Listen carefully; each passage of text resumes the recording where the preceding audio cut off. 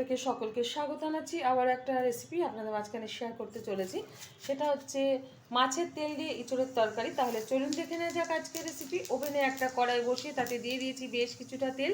তেলটা গরম হয়ে যাওয়ার পর দিয়ে দিয়েছি কিছুটা গোটা জিরে। এখন দিয়ে দেবো একটা তেজপাতা মাঝখান থেকে ছিঁড়ে, দিয়ে দিচ্ছি দুটো শুকনো লঙ্কা, কিছুটা এলাচ, দারচিনি, লবঙ্গ। ভালোভাবে ভেজে নেব।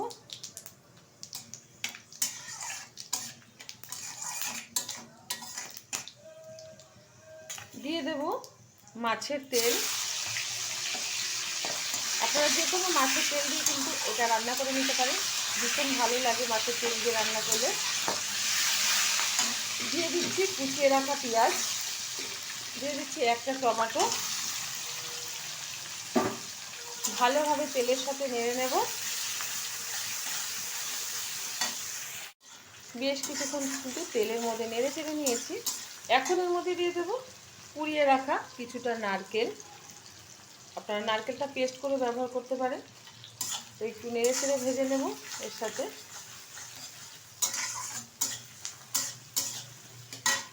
দিয়ে দিচ্ছি আদা রসুনের পেস্ট,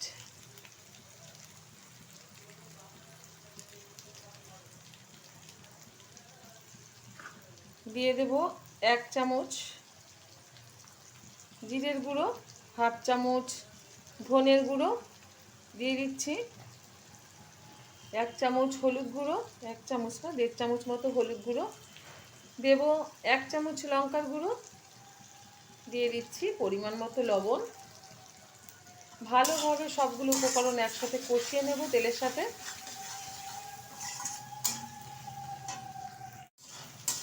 সবগুলো উপকরণ একসাথে ভালোভাবে কষিয়ে নিয়েছি। এখন এর মধ্যে দিয়ে দেব কেটে রাখা আলু আর ইঁচড়। আমি টুকরো করে নিয়েছি খোসা ছাড়িয়ে। আপনারা আপনাদের পছন্দ অনুযায়ী কিন্তু টুকরো করে নেবেন। আমি একটু বড় বড় সাইজেরই রেখেছি। আর ইঁচড় আলুটা কিন্তু আমি সিদ্ধ করিনি, ডাইরেক্ট মানে কেটেই কিন্তু এর মধ্যে দিয়ে দিলাম। অনেকে সিদ্ধ করে থাকেন, তার টেস্ট কিন্তু আলাদা ধরনের হয়। সিদ্ধ না করে একবার এরকমভাবে অবশ্যই তৈরি করবেন, আশা করি ভীষণ ভালো লাগবে। যদি ভালো লাগে আমার এই রেসিপি, আপনারা অবশ্যই আমার চ্যানেলটিকে সাবস্ক্রাইব করবেন, লাইক করবেন, শেয়ার করবেন। আর মাছের তেল দিয়ে এরকম একবার ইঁচড় বানিয়ে খেয়ে দেবেন, গরম ভাত রুটির সাথে ভীষণ ভালো লাগবে।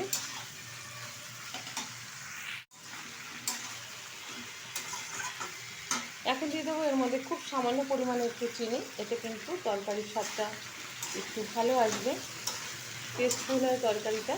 একটু চিনি দিলে যাদের অপছন্দ তারা ব্যবহার করবেন না, আর এমনি শুধুই রান্না করে নেবেন। ভালোভাবে কিন্তু ইঁচড় আর আলুটা কষিয়ে নিয়েছি মশলার সাথে। এখন এর মধ্যে দিয়ে দেব পরিমাণ মতো জল। ভালো কালার আনার জন্য আপনারা কাশ্মীরি লঙ্কার গুঁড়ো ব্যবহার করতে পারেন। ঢেকে দিচ্ছি 20 মিনিটের জন্য। ঢাকনাটা তুলে দিচ্ছি।